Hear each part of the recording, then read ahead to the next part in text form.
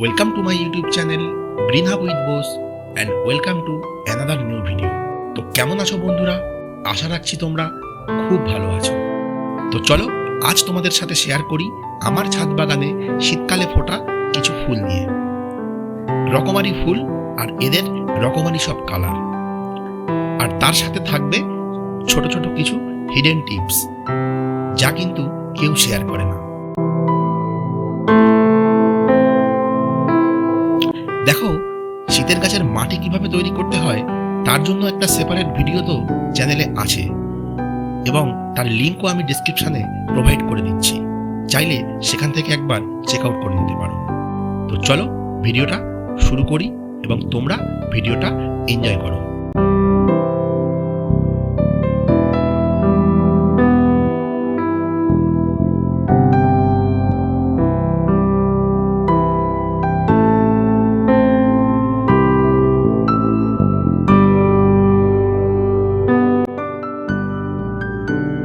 তো দেখো, ইনকা কাদা থেকে তোমরা যদি ভালো পরিমাণে আউটপুট পেতে চাও তাহলে মাটি তৈরির সময় তোমাদেরকে কম্পোস্ট হিসেবে ব্যবহার করতে হবে পুরনো পচা গোবর সার।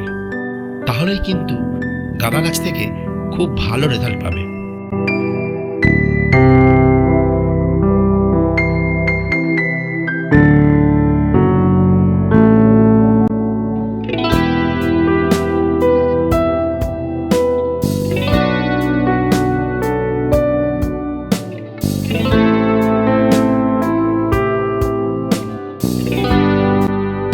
এবারে বলি এই গ্যাজেনিয়া গাছ সম্বন্ধে। এই গ্যাজেনিয়া গাছ কিন্তু বর্তমানে বেশ জনপ্রিয় হয়ে উঠছে ছাদ বাগানীদের কাছে। তো এই গাছকে যদি তোমরা শীতকালের একটু আগে অর্থাৎ সেপ্টেম্বর মাসের শুরুতেই বপন করতে পারো তাহলে কিন্তু শীতের শুরুতেই এই গাছ থেকে ফুল পাওয়া সম্ভব।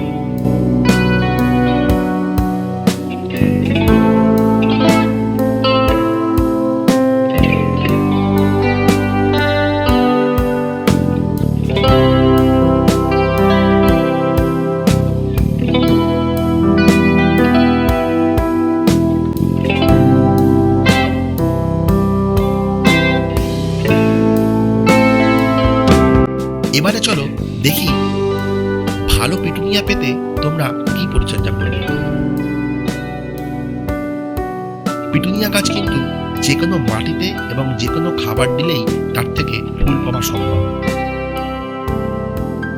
কিন্তু যদি তোমরা সঠিকভাবে সঠিক পরিমাণে ডিএপি ইউজ করতে পারো তাহলে কিন্তু পিটুনিয়া গাছের রেজাল্ট খুব ভালো হবে এবং অনেক বেশি পরিমাণে ফুল পাবে।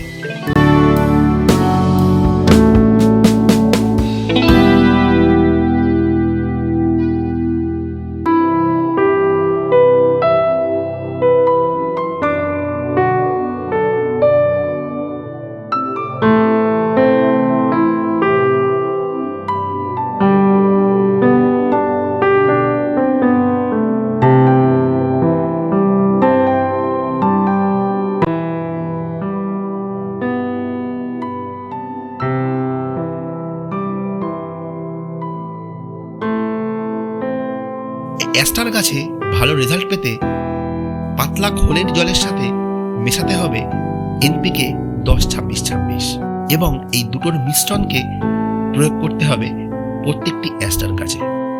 তাহলেই অ্যাস্টার গাছ ভরে উঠবে ফুলে ফুলে।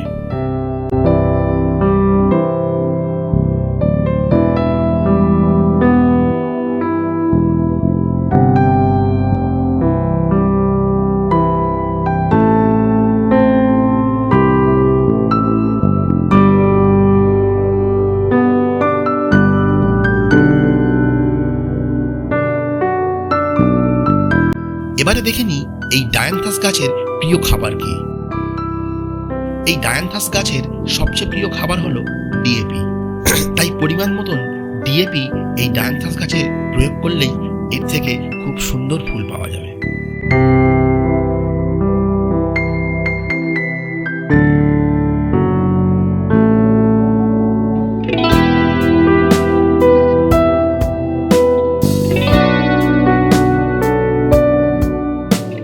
you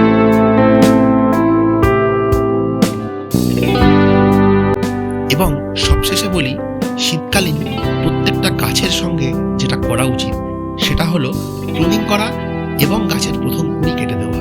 এই দুটো যদি তোমরা করো তাহলেই কিন্তু শীতকালীন গাছকে ঝাঁকড়া এবং বুশি করা সম্ভব। তো চলো ভিডিওটা এখানেই শেষ করব।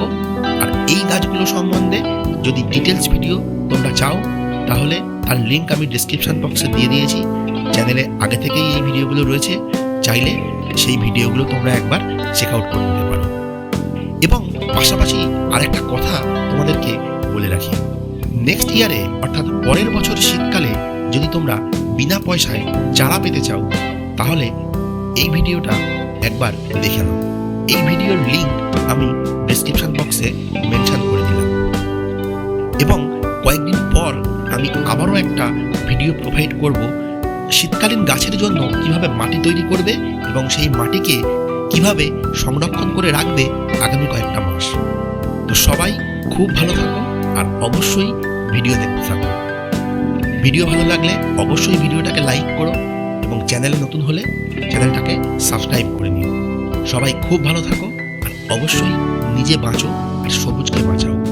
Save green, grow green. Thank you.